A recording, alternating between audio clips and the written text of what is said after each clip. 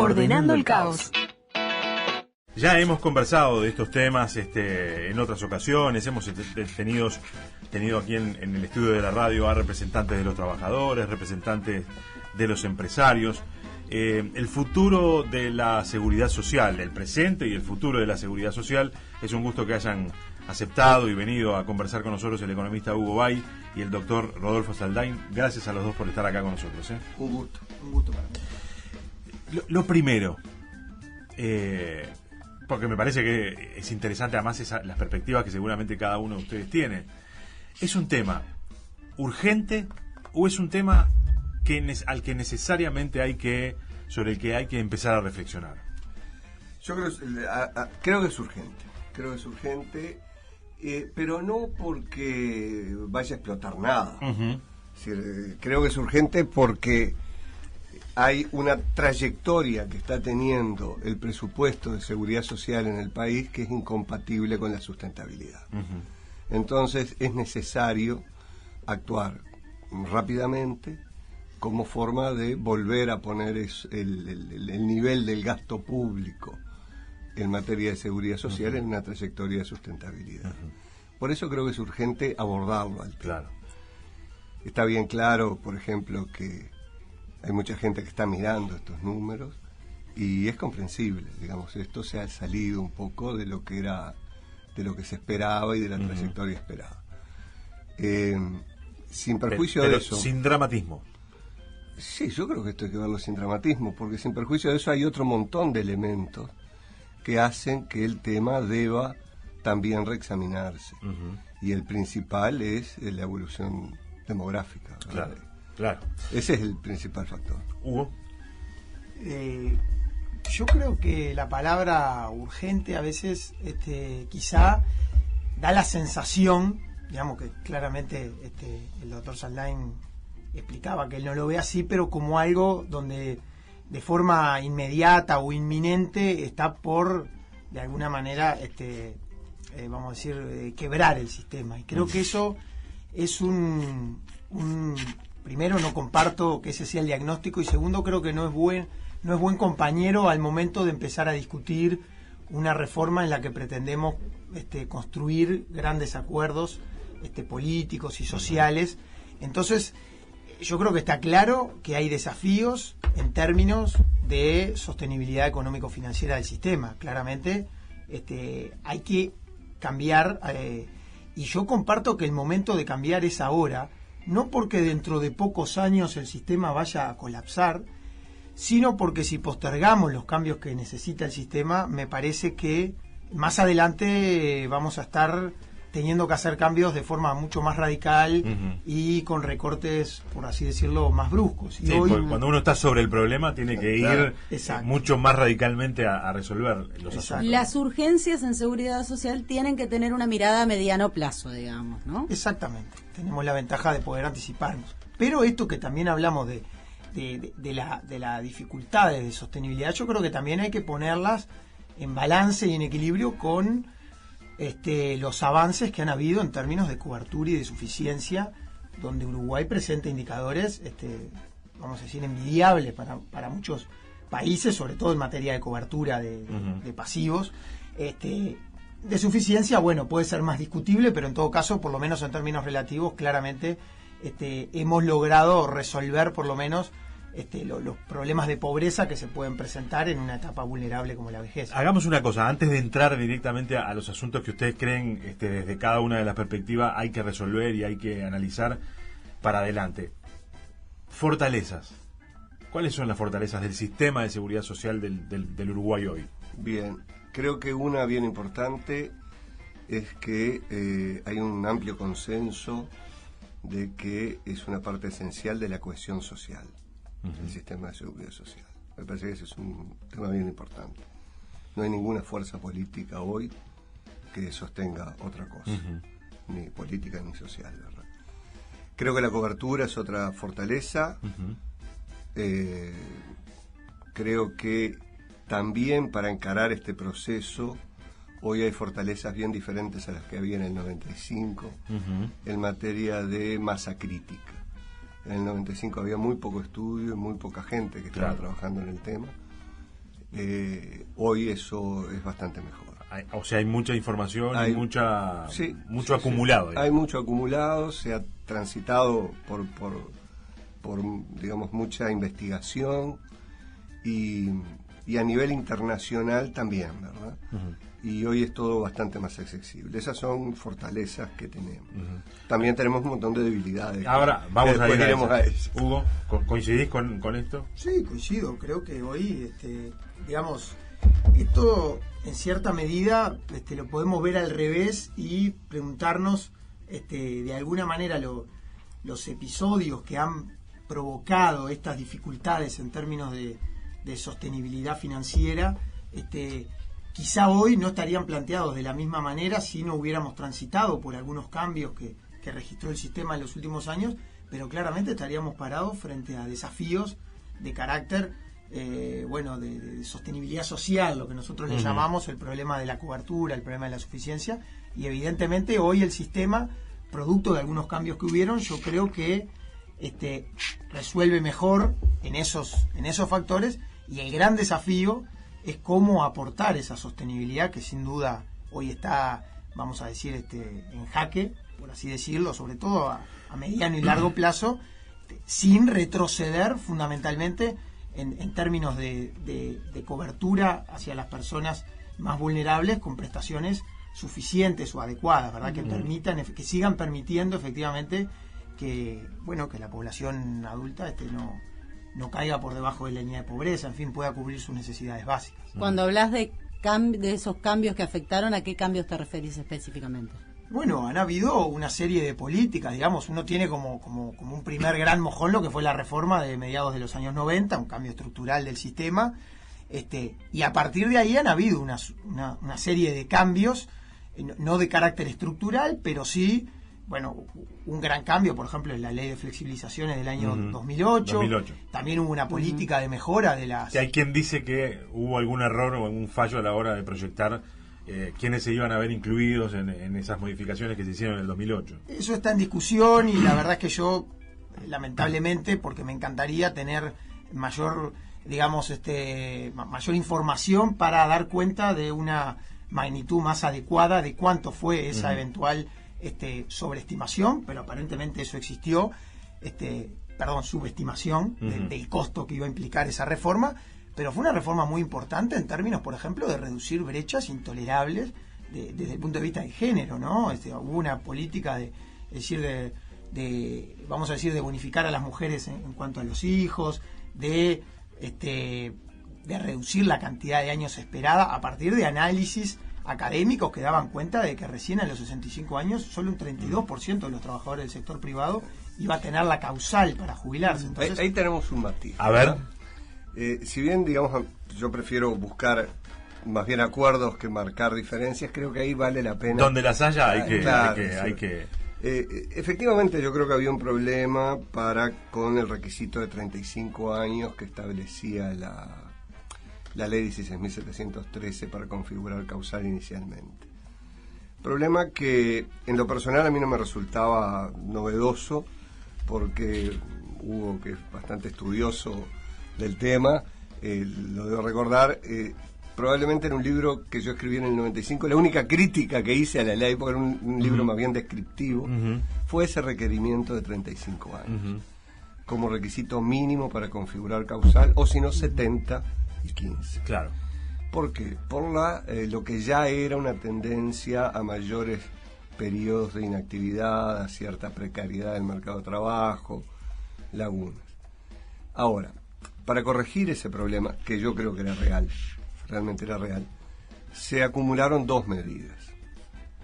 Sí. Es decir, en el año 2006 se reabrió con bastante flexibilidad la prueba testimonial, mediante acto administrativo del banco, y en el 2008 la flexibilización. Claro. La acumulación de esas dos medidas llevó a que se transformara en ingobernable la situación. Es decir, y realmente es decir, ingresó mucha gente que de otra manera no hubiera podido haber ingresado. O que debió haber ingresado tal vez a una edad otro régimen. Y a una edad tal vez un poco mayor. Claro. Es decir, En aquel momento recuerdo que yo hice algún comentario a autoridades de la época, fue en el 2008, de que esa medida era bien comprensible, la de rebajar de 35 a 30 años, pero que no había por qué mantenerla en los 60. Es decir, mantener 60 y 35 y 65 y 30, por ejemplo. Claro. Y no acumulando, porque una cosa son 30 años registrados en la historia laboral y otra cosa son 30 años probados con testigos. Que eso todos sabemos que hay un margen sí, claro, es decir, pero bien, creo que allí lo voy a decir con las palabras del exministro de Economía, Danilo Stori. La reforma del 2008 no fue en el sentido correcto. Sí había un problema que había que abordar, creo que se lo abordó de una manera que no fue la mejor. Entonces, ahí hay un matiz. Pero igual, antes de entrar en las debilidades, ¿cuál termina siendo el costo de esas medidas para la seguridad social, digamos, desde las dos perspectivas? Indudablemente son cambios que tuvieron un impacto, hubo un crecimiento, yo no diría ingobernable, yo diría que hubo un crecimiento importante de las jubilaciones, que obviamente estaba previsto en la medida en que uno flexibiliza el acceso, los requisitos de acceso. Evidentemente quizá fue mayor al que se proyectó, pero no creo que haya sido una reforma justamente que haya ido en el sentido inverso. Yo creo que al momento de pensar una reforma tenemos que pensar en el mercado de trabajo uruguayo y en los enormes problemas que hay, en las lagunas, en el desempleo, en la situación de informalidad, por ejemplo, en el rol que tienen hoy o que han tenido durante toda la etapa anterior. Hoy por suerte esto está cambiando, y tiene que seguir cambiando, pero el rol que han tenido las mujeres en cuanto al rol de cuidados en el hogar y a su dificultad.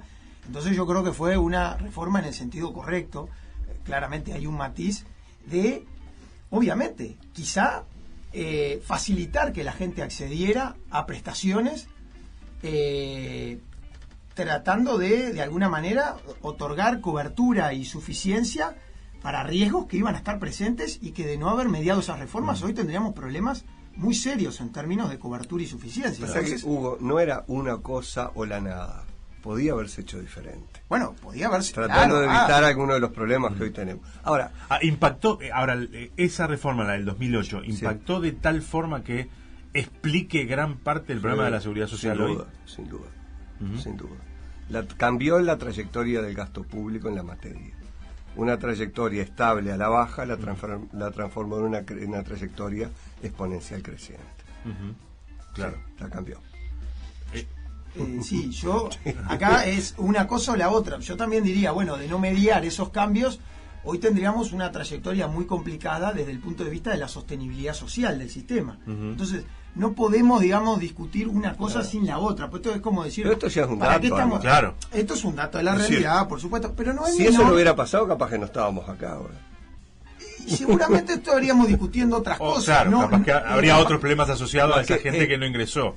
Hay problemas, hay sistemas. Es que yo insisto, claro, no era hacerlo de esa manera, que yo creo que no fue acertada, o no hacer nada. Creo que se debió haber hecho de otra manera. Pero de todas maneras, en lo que a mí respecta, no hay facturas a pasar, sino que esto es un dato, esta es la línea de base que tenemos, y a partir de ahora tendremos que ver cuáles son los desafíos que tenemos que ver. A ver, debilidades del sistema, ya vemos que acá hay uno muy notorio, seguramente puede llegar a haber otros sobre los que hay que trabajar con perspectiva más corta, y las debilidades sobre las que se puede pensar y trabajar en una perspectiva más larga. ¿Arrancas tú? Bueno, con algunas.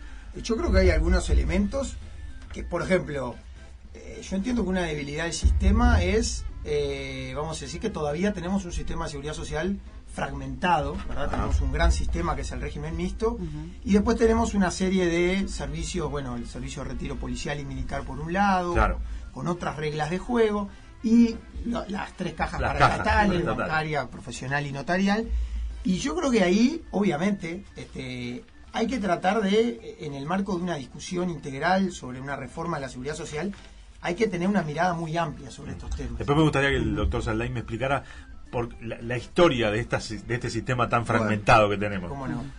Creo que puede ser un elemento a tener en cuenta al momento de, por supuesto, acá cualquier cambio que se vaya a producir en esos subsistemas, digamos, tiene que ser muy gradual, tiene que respetar derechos adquiridos, claro, tiene que establecer periodos de transición relativamente amplios, digamos. Nadie está pensando en modificar cosas de la noche a la mañana, pero sí creo yo que tenemos que tener en la imagen objetivo un sistema, vamos a decir, mucho más integrado, donde los mecanismos de aporte, los requisitos de acceso a los beneficios y las propias prestaciones converjan a un esquema de reglas mucho más parejo, mucho más similar.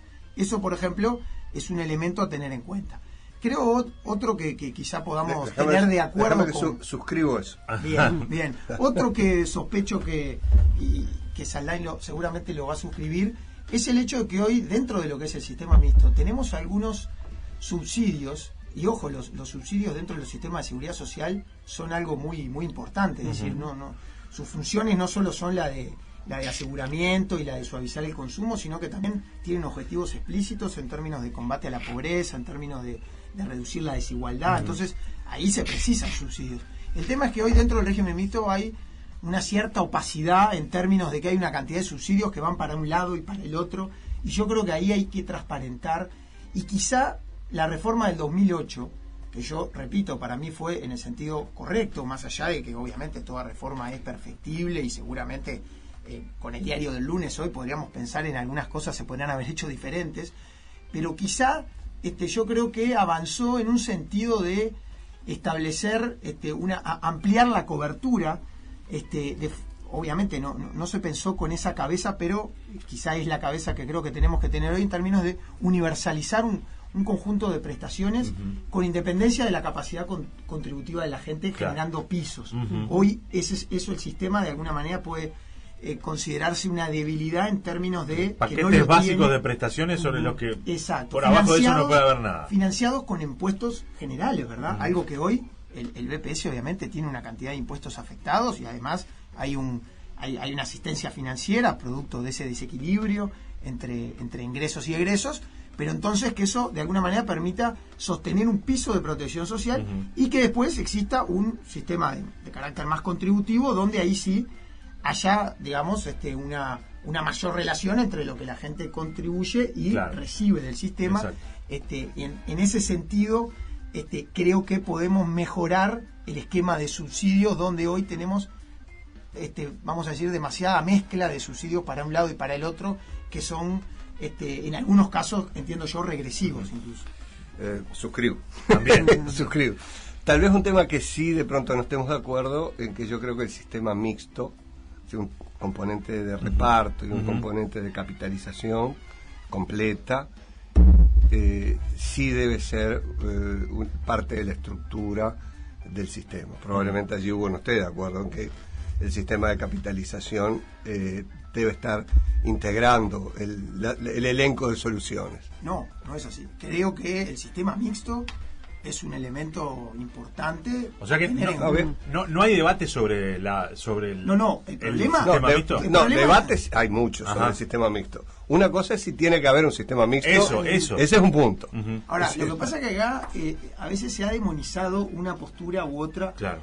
En el año 2003, el PCNT resuelve una reforma, un sistema alternativo al diseñado en el año 96, con una cantidad de cuestionamientos al sistema de capitalización individual administrado por AFAP.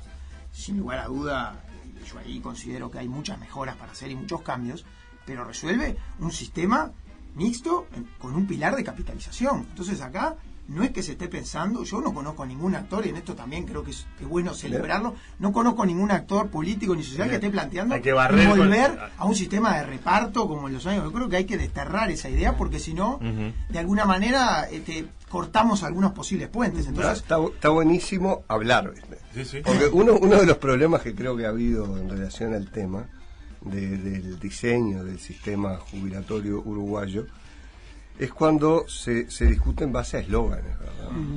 Y eso como que no ayuda. ¿no? Sí, claro, yo qué sé. Creo que este nivel de discusión es mucho más fructífero Obviamente va a haber diferencias, Claro, pero bueno. No le quiero escapar a No, que obviamente claro. en el pilar de capitalización nosotros de alguna manera consideramos que ahí hay cambios para hacer que vayan en pos de un esquema de capitalización colectiva, no privatizado, donde ha habido un lucro excesivo por parte de estas administradoras, que de alguna manera fue alertado y que durante estos 24 años se ha tolerado en un sistema que obviamente tiene problemas de sostenibilidad. Creo que ha sido un elemento bien negativo, pero lo que no está en cuestión es el componente mixto y la necesidad de un componente de capitalización que permita atender los problemas de, vamos a decir, equidad intergeneracional, ¿no? El hecho de tomar en cuenta la cuestión demográfica que planteaba Saldain y la necesidad de no poner una mochila demasiado pesada sobre las generaciones futuras, y en ese sentido un pilar de capitalización contribuye a distribuir mejor entre las generaciones. Las perspectivas de nuestra demografía es que el tamaño de la mochila de hijos y nietos va a ser más grande. No, va a ser muy grande, muy grande. Y allí creo que tenemos que poner un ojo a lo que ocurre en otros lugares que ya han transitado por esto, ¿verdad? Y realmente los componentes de capitalización son los que ayudan a distribuir mucho mejor generacionalmente la carga. Una de las debilidades de nuestro sistema tiene que ver precisamente con lo que podríamos llamar la distribución generacional de esa carga. Es muy injusta la perspectiva que tenemos por delante, porque recae fundamentalmente en la gente más joven. Claro. Si miramos hoy la incidencia de pobreza por tramos de edad, es prácticamente inexistente en los adultos mayores, claro, y es altísima en niños y jóvenes, con el agravante de que el gran motor o el gran instrumento de mejora social de otrora, que era el sistema educativo, hoy está débil en ese sentido. Tenemos un 40% de muchachos que son los que terminan la educación media, y en la economía del conocimiento eso es un problema, sobre todo teniendo presente los procesos de automatización, etcétera, ¿verdad? Allí hay un tema de justicia intergeneracional que generalmente, que pocas veces se aborda, ¿no? Pues se habla mucho de solidaridad intergeneracional, pero como sinónimo de sistema de reparto. Claro. Acá esto es otra cosa. Hay una cuestión de justicia. Ahí está. Es decir, una cosa era en el siglo XX, cuando siempre había nuevos grupos de población a incorporar en la cobertura, porque la población crecía. En el siglo XXI, y Uruguay es parte de eso, no solo no crece, sino que se estanca y decrece la población. Claro. Dentro de 30 años vamos a tener 1 de cada 4 uruguayos, es decir, por arriba de edades de 60 años. Claro. Es decir, ese tamaño de esa mochila, si recae solo en las nuevas generaciones el financiamiento, realmente lo torna muy complejo para... Claro. Creo que en eso podríamos tener un punto de... Podemos tener un punto... Eso en cuanto a revisar para adelante. Ahora, también es necesario revisar para atrás y qué tanto se ha cumplido de la primera reforma, ¿no? Porque Hugo planteaba el tema de la adecuación de las demás cajas. Sí. Y ahí no se cumplió con el objetivo de la primera ley. No se cumplió. La economía política de las reformas es un tema complicado. Y los grupos de interés y presión juegan. Sí. Realmente el sistema mixto no llegó más que al 80% del sistema, 85%, a lo que es el BPS. El resto de las instituciones quedaron por fuera. Y eso yo creo que no es bueno. En el año 2008, Caja Bancaria no tenía fondos para pagar el mes siguiente. Hubo que auxiliarla, se la auxilió pasándole puestos de trabajo del BPS, es decir, recursos frescos, en un volumen muy importante. Si hoy miramos el número de aportantes del sector privado Caja Bancaria, la mayoría son de los que fueron transferidos en el año 2008. Hay incluso recursos públicos afectados a Caja Bancaria, con niveles de aportación que son increíbles, ¿no? Cuando la editora del libro que yo publiqué, ahora cuando yo puse las tasas de aporte de Caja Bancaria, me lo marcó como punto a revisar, porque le pareció insólito. Es decir, que se aportara cerca de un 25% patronal, en el entorno de un 25%, más otros aportes y, digamos, más el aporte. Es decir, es que llegó al techo eso. Claro. Entonces, ahora, hay recursos que la comunidad aporta y hay jubilaciones que son muy diferentes a las del resto de la comunidad, ¿ah? Con niveles de tope, etcétera, bien diferentes. Eso pasa en las 3 cajas, ¿no? Con diferentes características. Caja de profesionales tiene enormes debilidades también. Caja bancaria por lo pronto tiene esa situación y lleva ahora varios años ya con un déficit operativo, ¿no? Sus autoridades entienden que lo van a cubrir con producto de las reservas. Algunas personas, algunos expertos tienen alguna duda mirando el devenir de la incorporación tecnológica en el sector financiero, ¿verdad? Pero es decir, menos gente aportando. Ese es un tema que habrá que estudiar. Caja de profesionales. Está en una situación crítica. Crítica. Es decir, hemos visto estos días en la prensa alguna información de la caja, más allá de la que surge de sus balances. Y cuando se discuten los niveles salariales, eso podrá ser un tema de impacto de opinión, pero es un detalle. Nada de eso mueve la aguja. Lo que mueve la aguja son otras cosas. Sí, claro, pero si estás en una situación financiera frágil, ganas un millón de mangos. Ahora, a nosotros los profesionales, entre un 30 y un 40% de los recursos, según el momento, los paga la comunidad. ¿Eso está bien? Es bien opinable que eso esté bien. Hubo 2 legisladores que votaron en contra de eso en su momento, es decir, que fueron Dardo Ortiz y Enrique Erro. Claro. Todavía era Blanco Erro en ese momento. Pero, y con este argumento, a los profesionales se les paga la educación y todavía después hay que pagarle la jubilación. Es decir, esto es producto del artículo 71 de la ley orgánica de la Caja. Bueno, alguien podría decir, los profesionales aportan durante toda su vida activa. Bueno, sí, pero lo que cobramos está muy subvencionado por los timbres que pagan toda la población. Es decir, y básicamente está asociado a los servicios de salud esos timbres. Claro. Es bien opinable, ¿verdad? Ojo, yo aporto caja bancaria, también aporto caja de profesionales, he aportado al BPS, no sé, 35 años. Es decir, a lo largo de la vida uno tiene claro. Yo empecé a trabajar con 18, ¿verdad? Aportar con 18 años. Tal vez a trabajar un poquito antes, pero creo que en algún momento no me aportaba. O sea que esa es la situación de profesionales y bancarias. Sí. Y Notarial hizo una reforma importante el año pasado y probablemente sea la que tenga mayor margen de autonomía, ¿no? Igual habrá que verlo. Policial y militar, ya sabemos que tienen un nivel de gasto de requerimiento fiscal muy, muy importante. ¿La militar es la que peor y la que más cara nos cuesta? Bueno, depende de cómo se mire. En términos relativos es probable, en cuanto a lo que serían transferencias per cápita. En términos absolutos no, obviamente el BPS es el que domina por su tamaño.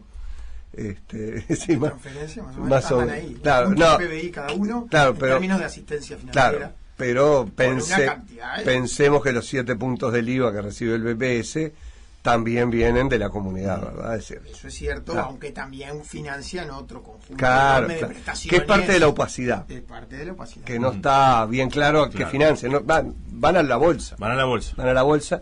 Yo soy partidario de que eso deba aclararse un poco mejor, que permite incluso una mejor evaluación de los programas y de las políticas, ¿no?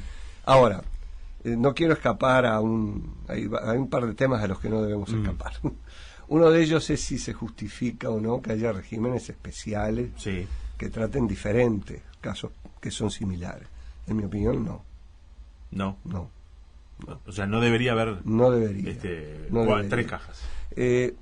Un tema es el institucional, ¿verdad? Bueno, allí hay tradiciones o qué sé qué, pero yo no entiendo por qué un médico del Banco de Seguros tiene un régimen por el Banco de Seguros que es diferente del médico empleado de ACE, que se jubila por el BPS, o el de Sanidad Policial, o el de Sanidad Militar. Es decir, la tarea es la misma. La tarea es la misma. El argumento de que el estatuto jurídico de una función y la del otro es diferente, a mí no me sirve mucho. Ahora, ¿y cuál es? No me convence. Por eso yo le decía, ¿cuál es la génesis de esa diversidad en el que hay dentro del sistema?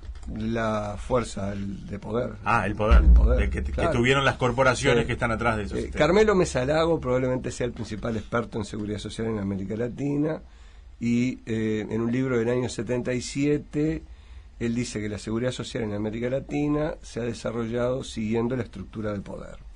Aquellos sectores de mayor poder obtienen la más temprana cobertura, del mayor número de riesgos y a un costo lo más beneficioso posible. Y ese es el origen de esta segmentación de los sistemas. Probablemente estemos en una época que haya que revisar un poco eso. Hugo, esto es interesante. Sí, sin duda. Comparto muchas de las cosas que planteaba el doctor Saldain, pero hablando un poco de esto de las debilidades, yo también, y quizá ahí también aparezca algún otro matiz, yo creo que también en ese diagnóstico tenemos que reconocer el fracaso en varias dimensiones, quizá no en todas, pero en varias dimensiones de el régimen de ahorro individual, es decir, tal como se planteó. Yo creo que a veces se pone mucho énfasis en la situación de BPS, ahora recién estábamos teniendo una mirada más amplia, pero cuando ponemos el foco allí, vemos que realmente han habido problemas muy importantes en términos de algunas promesas incumplidas que no han sido solo, digamos, vamos a decir que no, esto no ha pasado solo en Uruguay, lo hemos visto en varios países, con varios países donde revirtieron, bueno, la situación más crítica, que es un modelo que no se puede comparar con el uruguayo, pero en Chile hoy el drama de la seguridad social en Chile, están justo en el Parlamento ahora discutiendo una cuestión bastante polémica, producto de un sistema que claramente no ha dado respuestas a lo que la gente precisa. Yo quería mencionar, por ejemplo, no ha oficiado como un incentivo demasiado importante para, por ejemplo, formalizar, no ha habido una competencia tal como se la pronosticó en los años de creación del modelo. Las AFAP básicamente han competido poco y nada, han habido costos de administración muy elevados, ha habido un lucro, como decía yo recién, demasiado importante, y hay problemas muy importantes. Yo creo que han cumplido... ¿Está claro cuánto es el acumulado en estos 20 y pico de años? Sí, está muy claro. Yo no tengo los números, no los traje ahora, ¿El acumulado de qué? ¿Del lucro? Sí, de la ganancia. Por ejemplo, en el año 2017...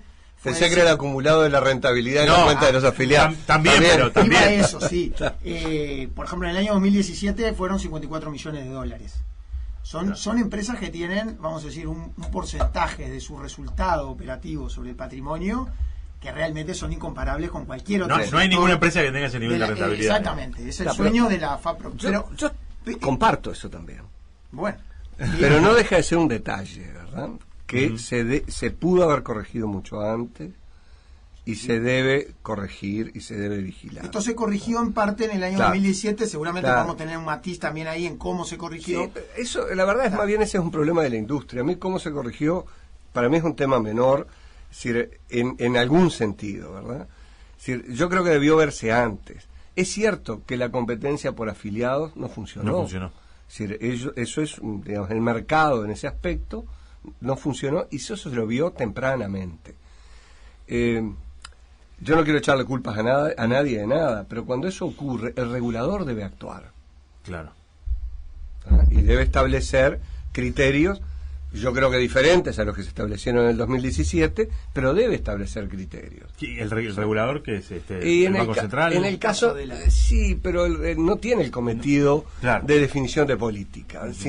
Porque en verdad el sistema nuestro no tiene un regulador propiamente, que creo que esa es otra de las debilidades del sistema. Cada cual, el Banco Central supervisa que se cumpla con la normativa, pero no necesariamente está mirando si eso está bien o está mal. Eso es decir, no tiene ese cometido. Eso es materia política, Claro, pero es decir, reitero, no quiero buscar culpas porque creo que tenemos una línea de base y de acá para adelante, ¿no? Para adelante están las tasas. Pero claro, es decir, el regulador durante 15 años, durante 25 años, 20 años, es decir, se vio que esto no estaba funcionando. Y no se hizo nada. Pero está, bien, eso no importa. Pensemos de aquí para adelante. Yo estoy de acuerdo con Hugo en que las ganancias fueron por encima de lo razonable. Creo que debió actuarse antes y creo que es una lección aprendida. Pero agrego algún otro punto, porque yo creo que hubo un aspecto en lo que las AFAP de alguna manera cumplieron con su trabajo, que es en la administración profesional de los activos financieros. Yo creo que ahí, y obviamente cuando hay crisis, las rentabilidades fueron malas y se recuperaron como se tuvieron que recuperar, y hubo un manejo profesional de eso, que yo creo que hoy no es un aspecto que esté en cuestión, eso es una fortaleza. Pero hemos tenido problemas enormes en la etapa de desacumulación, es decir, al momento de pagar las jubilaciones, de alguna manera el sistema ha fracasado, y acá otra vez podemos volver a ver por qué fracasó, pero lo importante es que hoy eso quedó concentrado, a diferencia de la etapa de acumulación, donde el riesgo queda de alguna manera concentrado en el individuo en cuanto a ver si me va bien o mal con mi rentabilidad. En la etapa de desacumulación el riesgo a la gente vuelve su jubilación, pero vuelve al Estado. Claro, y en este caso volvió al Estado porque la única aseguradora que hoy está pagando jubilaciones. Entonces aquella idea, de alguna manera, que en los años 90 permeó tanto, que era, saquemos esto del Estado, está muy bien, en el diagnóstico podemos discutir, pero quiero decir, hoy aquella solución que traería aparejada la privatización, que era sacar de la pata del Estado este asunto tan pesado, ahora volvió al Estado con un banco de seguro que tiene una mochila muy pesada en términos de hacer frente al pago de estas rentas vitalicias, porque obviamente los privados ven que ahí hay pérdidas y se metieron durante unos años y salieron en cuanto hicieron dos cuentas y se fueron. ¿Eso se pensó? No, para nada. Hay problemas de diseño. Hay problemas de diseño que tienen que ver, es decir, las empresas privadas actúan en un mercado cuando ven que hay una oportunidad de negocio. ¿No? ¿Por qué las rentas vitalicias no son una oportunidad de negocio? Creo que hay varios factores. Uno, muy obvio, que es el que primero golpeó, y es la indexación de las rentas vitalicias por un indicador, el índice medio de salarios con su actual formulación, que tiene debilidades porque es imposible en el mercado lograr rentabilidades que sigan la evolución que tuvo por lo menos en los últimos, no sé, 15 años, por decir un número, 20 años, el índice medio de salario. En gran parte por el crecimiento salarial. ¿No? En una economía muy próspera, con un crecimiento salarial importante, el sistema que está ajustado, básicamente, para que el oyente se haga una idea, no es exactamente lo mismo, pero como si fuera por UR. Ahí está. ¿No? Es muy difícil seguir eso. De hecho, no lo lograron seguir nadie, tampoco el Banco de Seguros. Claro. Ese es un factor de diseño. Pero después hay otro factor, y es el riesgo de longevidad. El riesgo de longevidad, es decir, hoy está haciendo que las aseguradoras disparen del esquema de rentas vitalicias a edades tempranas. Porque realmente ese riesgo es muy grande y no están en condiciones de absorberlo. Un premio Nobel de Economía, el año pasado, Richard Thaler, planteaba para Estados Unidos, en Estados Unidos hay un sistema similar al sistema de ahorro individual nuestro, conocido como Fondos 401k, y que también cuando se llega a la etapa de desacumulación compran rentas vitalicias. ¿Qué decía Thaler? Que hoy hay que ser muy valiente para vender rentas vitalicias, porque el riesgo de un incremento explosivo en la longevidad está a la vuelta de la esquina. ¿No? Ese es otro problema, tal vez más grave, porque el problema de, primero, bueno, podrá buscarse una solución. El gobierno pasado le buscó una solución. Que la gente va a vivir más no se puede resolver de otra manera. Y es una excelente noticia, ¿verdad? Exacto. Es una excelente noticia que nos tiene que llevar a decir, bueno, ¿cómo hacemos ¿y cómo resolvemos esa pata de la seguridad social? En mi opinión, hay que, primero, yo soy partidario de un sistema de ahorro individual obligatorio, es decir, capaz que el ahorro colectivo lo veo más como un complemento adicional. ¿No? Creo que la etapa de... no soy partidario de mantener el esquema actual de pseudo competencia. Creo que allí en verdad no la hay. Soy partidario de ir a otra forma donde sí haya una competencia más del orden de licitaciones. ¿No? Es decir, me parece... Sí, con inversores institucionales, profesionales, ¿verdad?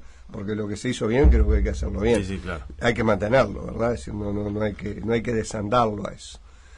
Y en la etapa de desacumulación creo que hay que dar una amplitud bastante más grande de instrumentos, de herramientas. Por ejemplo, permitir un esquema de más de un instrumento como un desembolso reglado durante X tiempo, que no implique que alguien asuma el riesgo de longevidad, y sí un seguro de longevidad, pero si la esperanza de vida a los 60 años o a los 65 son 20, bueno, contratar un seguro hasta la esperanza de vida, claro, buscar un esquema de desahorro que no implique cargar un riesgo de longevidad sobre nadie, pero sí un seguro de longevidad, porque claro, ojalá vivamos más. Sí, sí. Es decir, y no puede ser que se terminen los ahorros en un determinado momento. Claro. Por eso no soy partidario de un instrumento que hay en otras legislaciones que se conoce como retiro programado. Ajá. O retiro programado pero asociado a un seguro de longevidad. Claro. ¿No? Donde el riesgo de longevidad sea más cortito.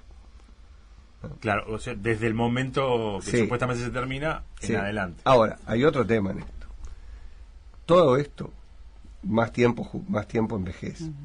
Mejor seguridad económica o mejores adecuación de los beneficios de suficiencia requiere necesariamente más ahorro. O sea, más aporte mientras en la vida activa. Sí, señor. ¿Soluciones para esto?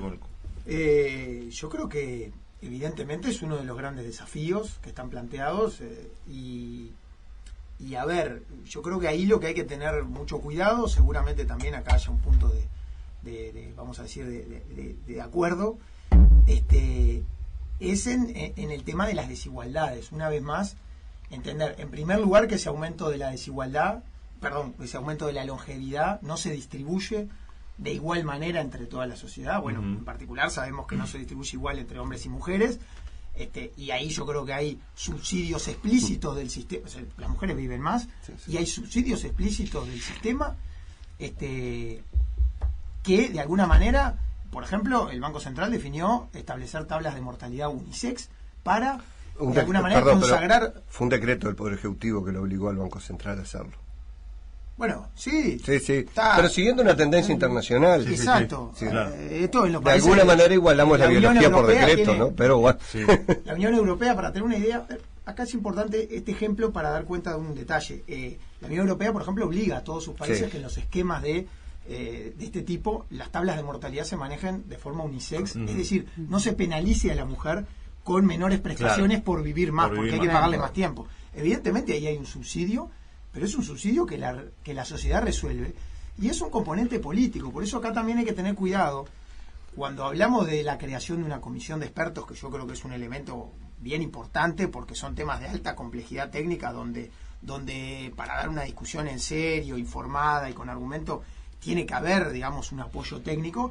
Acá hay una cantidad de definiciones que son políticas y donde es clave que intervengan los actores sociales y políticos. Por ejemplo, ese es un subsidio que yo acompaño, pero puede haber una persona que esté en contra y que diga, no, a mí como hombre, ¿por qué yo tengo que subsidiar? Claro. Por ejemplo, yo capaz que lo comparto ahora, también, pero ¿quién lo paga? Hoy lo paga el hombre. Porque realmente es así. No es que lo paga la sociedad, porque la forma en que está diseñado el sistema hace que la renta vitalicia del hombre sea más baja que la de la mujer. Es decir, no es un subsidio que lo pague toda la sociedad. Capaz que debiera ser un subsidio que lo pague toda la sociedad. Es una discusión que habrá que dar. Yo estoy de acuerdo con que lo pague el hombre. ¿Tú estás de acuerdo con que lo pague? Sin duda. Pero lo paga el obrero, en beneficio de la trabajadora intelectual. Eso es muy injusto. No. Pero por eso. Porque el obrero es el que menos vive. Es decir, la heterogeneidad en la longevidad es fuerte. No, pero hay una cuestión que tiene que ver con. Por ejemplo, esto también pasa en el BPS. Hay subsidio, como la longevidad tampoco se distribuye de igual forma en términos de la situación socioeconómica de la gente. Claramente, el obrero que tiene un trabajo más precario, que tiene, termina menor viviendo nivel menos educativo, años. termina viviendo bastante menos años que los otros sectores. Entonces ahí hay un desafío muy importante cuando hablamos de edades mínimas de retiro, de contemplar desigualdades y otra vez no generar mecanismos, vamos a decir, regresivos que atenten contra incrementar la desigualdad, es decir, que los pobres puedan estar subsidiando. Entonces, eso hay que contemplarlo hoy. Hoy el hombre de menor nivel socioeconómico está subsidiando a la mujer. El tema acá es si las mujeres, por ejemplo, acceden a jubilaciones significativamente menores, bueno, porque son más haraganas, porque no quisieron trabajar. Creo que nadie está pensando en eso. Claramente reciben menores sueldos, tienen mayores dificultades, mayor precariedad laboral. Sí, hay una desigualdad de base que hace... Una desigualdad de base que hay que corregir.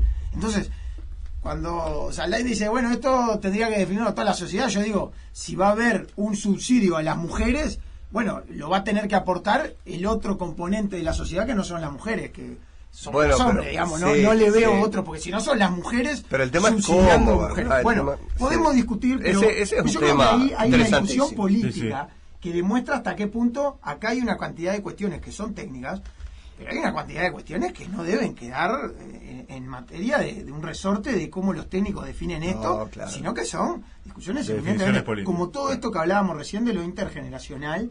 Entonces, yo me quería centrar, cuando tú planteabas en el tema de la longevidad y del aumento de la esperanza de vida, en la necesidad de detectar muy claramente esta desigualdad, y ahora ya no voy a lo de género, sino a la cuestión socioeconómica, porque ahí hay un desafío muy importante, y es que un sistema no puede tratar de forma igual a quienes son desiguales. Entonces, a veces hablamos de edad mínima de retiro, y quizá pensamos me voy a poner yo, y yo tengo capaz la posibilidad de en su momento seguir trabajando hasta los 65 o más años, pero quizá pensamos en una trabajadora del servicio doméstico, en un trabajador de la construcción, un peón rural, que llegan físicamente al límite de la edad mínima. Llegan a los 60 años con problemas de salud enormes, porque también a veces miramos determinados sistemas de seguridad social y edades de retiro, y decimos, mirá cómo están en los mejores de la clase, y uno dice,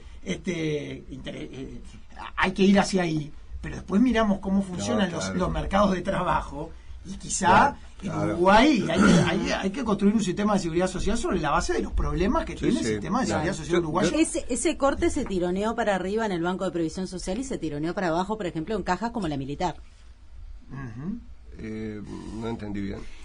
Me refiero a que la edad de retiro se tironeó hacia arriba en el Banco de Previsión Social, pero no así en otras cajas. No, en el banco no se ha subido la edad de retiro. Hay inequidades claras. Sí, y en la caja militar más bien también se ha subido, ¿verdad? Era más baja. Ahí va. Era más baja. Todavía más era más baja. Claro, pero parte de... Yo estoy totalmente de acuerdo en que hay que contemplar las heterogeneidades en la longevidad. Incluso creo que de alguna manera lo he venido diciendo y planteando con todo el énfasis que lo merece, ¿verdad? Yo creo que ampliar la mirada al sistema de protección social en su conjunto, y entonces mirar lo que el país está gastando en prestaciones de actividad, pero también lo que el país gasta en primera infancia, en políticas de cuidado. Creo que son todos elementos que pueden contribuir a que la sociedad digiera mejor algunos cambios que seguramente va a haber que hacer, pero que también pueden tener una contraparte en términos de, vamos a decir, financiar mejor una cantidad a la población más vulnerable que también está en otros estratos, digamos, etarios en este caso. Cierra el doctor Saldain, que nos quedamos sin tiempo. No, yo les agradezco este espacio, creo que ha estado muy bueno este intercambio. Obviamente hay matices, pero yo creo que hay algunos puntos bastante importantes que me animaría a resumir en que estamos de acuerdo en que debe encararse una reforma, que uno de los temas centrales es volver a poner el sistema en trayectoria de sustentabilidad, y creo que otro punto bien interesante es el tema de que estamos de acuerdo en darle más transparencia al sistema, y en que un sistema mixto es necesario en sociedades con un creciente envejecimiento, lo cual es una muy buena noticia. Sí, no, claro. No, eso yo lo quiero subrayar, porque pero que hay que atenderlo como un desafío. Claro, estoy bastante cansado de ver que la bomba demográfica... Y, a ver, es parte del éxito de las sociedades que las sociedades envejezcan. Porque quiere decir que nos cuidamos más, que tenemos mejores condiciones de vida, que estamos más en control de nuestra reproducción, ¿no? Etcétera, ¿verdad? Y por lo tanto, creo que son puntos importantes. Hugo Bay y Rodolfo Saldain, gracias por habernos acompañado. Un gusto. Muchas gracias a ustedes, un placer. Escuchá Intercambio On Demand en m24.com.uy. m24.com.uy. m24.com.uy. m24.com.uy. m24.com.uy. m24.com.uy.